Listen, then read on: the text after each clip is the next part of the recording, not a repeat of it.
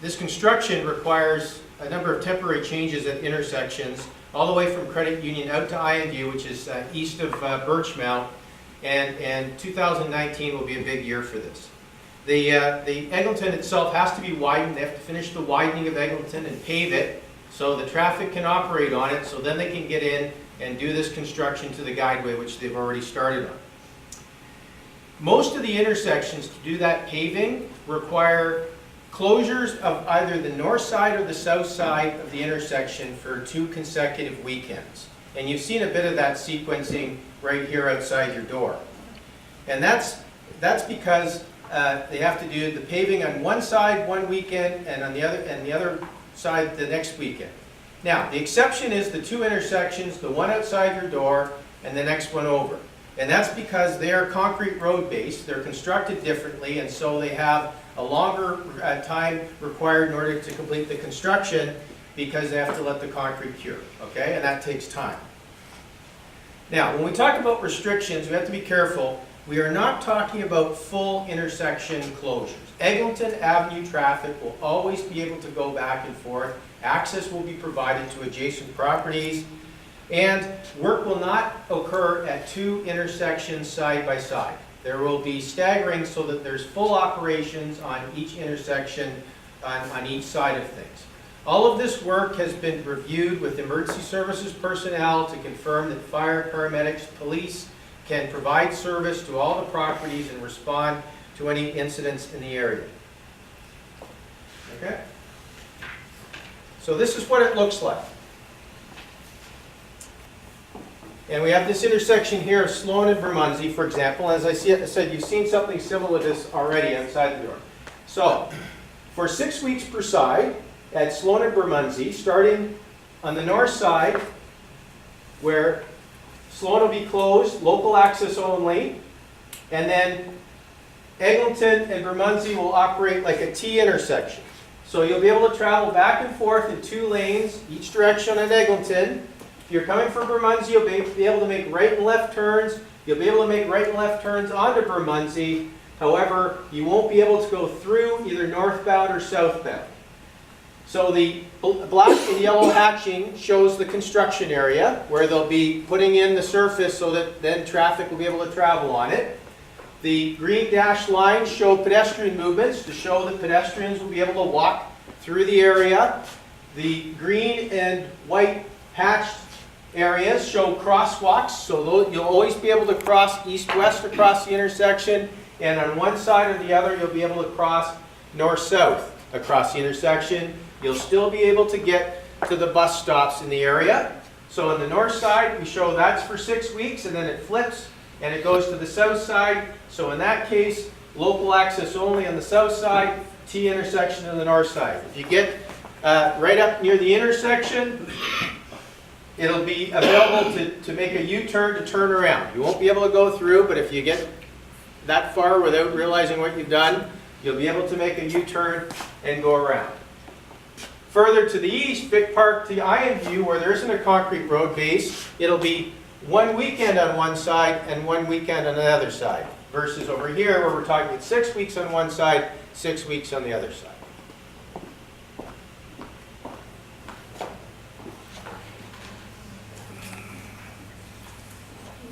So then we go to the guideway. So now the roads have been paved on each side. Traffic can flow eastbound and westbound on each side.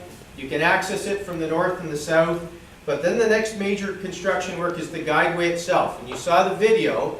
And in that case, for 6 weeks, the center of the intersection has to be closed off so that they can put in all of those pieces in order to lay the track. So in that case, what happens is for that intersection, it's a T intersection on the north side and a T intersection on the south side. So you can go east-west on Eglinton. You can turn from, if you're going westbound, you can turn on and off. Eastbound, you can turn on and off, but you can't make left turns or go through across Eglinton. Signal timing will be adjusted to deal with the fact that there's different traffic movements and different demands. And so, as I said, there will be right turns on and off all of the locations at each of the intersections. So if we go to the diagram, please. So this shows what I was talking about. there you go, and there's your construction zone in order to install the guideway.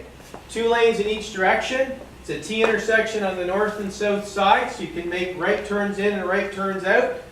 The pedestrians can still access all 4 corners. You can cross on the north and the south side. However, you won't be able to go through in other direction. You won't be able to make left turns in other direction. And that's so that they can put the guideway down the middle of the road. Next slide, please. Now this is a schedule to try and demonstrate to you how this is all being staged, okay? So if we look on the left-hand side, at the top we've got Credit Union Swift, and then we go through all the significant intersections to Ironview. So at the top is in the west, and then as we go down, we're going further east, right? And then we have our calendar, January across to December, and the different bars demonstrate when some activity is occurring. So as you see, Credit Union Swift, there's an asterisk there that says paving completed, paving and guideway works. So that's been taken care of, the process of being cleaned up. If you're over at Eglinton Square, as we said, the guideway is actually being constructed right now. Okay, so you can see that in the orange band to April. So that needs to be finished, and then the idea is for Bermondsey Sloan to start mid-April, paving on the south side for 6 weeks, flip to paving on the north side for 6 weeks, and then the guideway down the middle for 6 weeks. So while that's happening, Credit Union Swift by then will be cleaned up and open for all movements. And similarly, there won't be anything happening in Victoria Park. So intersections flanking the intersection being constructed, full movements in order to handle the redirected traffic.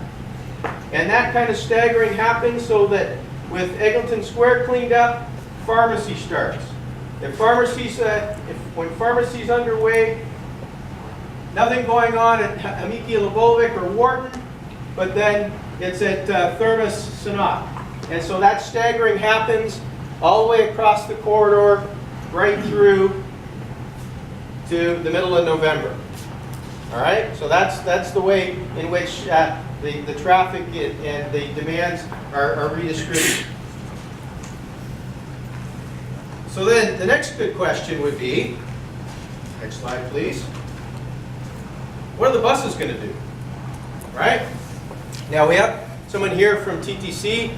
I'm not claiming to be a TTC expert, but we've worked with people on that.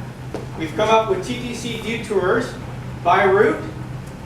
They've been through the plans. They've identified whether they can physically make all the turns. The criteria have been to minimize the number of stops that they might not be able to serve while they do the detour, and to also minimize the additional travel time on that particular route. So this is the proposed route for Wharton, where we show using adjacent intersections in order to go around the construction area. Here's the route for pharmacy. Keep going. There's the Woodbine 91 route.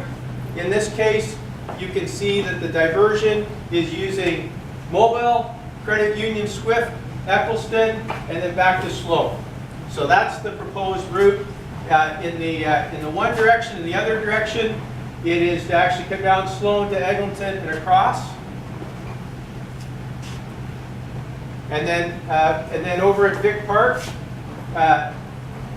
we've got the diversion using Eglinton Square, Eglinton Pharmacy, Craigton, and then return to Victoria Park Avenue.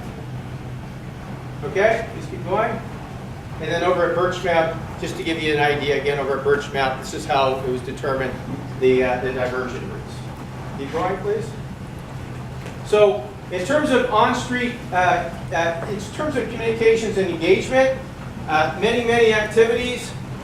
Here's an example of one, this town hall tonight, where we're presenting all this and happy to answer questions.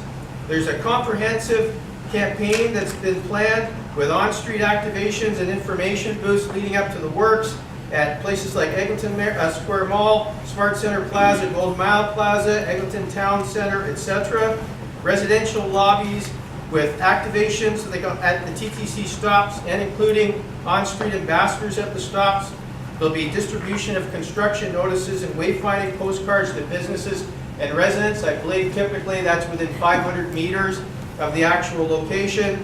Open houses, well, we're having one here tonight. Advertising through radio, print, digital, TTC locations, digital through social media, Metrolinks and TTC websites, and then advanced signage informing road users of the status of the intersections for upstream of Eglinton and leading to the date of works. And so, for example, in this particular area, in order to make sure that drivers are aware of things far in advance of the construction area, on Victoria Park Avenue, southbound on Victoria Park, the first sign would be north of Sloan, so that there's an awareness far in advance of getting into the area. Westbound, it would be, if you're coming across Eglinton, it would be west of Pharmacy before you get to O'Connor. Eastbound, it would be before Credit Union. Up from O'Connor Drive, it would be going northeast, it would be before you got to Bermondsey. And then also there would be signage throughout the neighborhood to provide warning of what the state of construction is and the status of the intersections. Next slide, please. There's all sorts of ways in which you can be engaged. I can flip my page here. There you go. We've got all these different methods for stay in touch. And you can sign up to get notifications. There's Crosstown, an app that provides real-time traffic and transit information. You can sign up to get messages and get regular updates. There's phone, there's website, there's email, there's Facebook, there's Twitter, there's Instagram. You can actually go to an office, a real office, if you want to talk to somebody. That's all the different ways in which you can get more information. And that's the end of the formal presentation.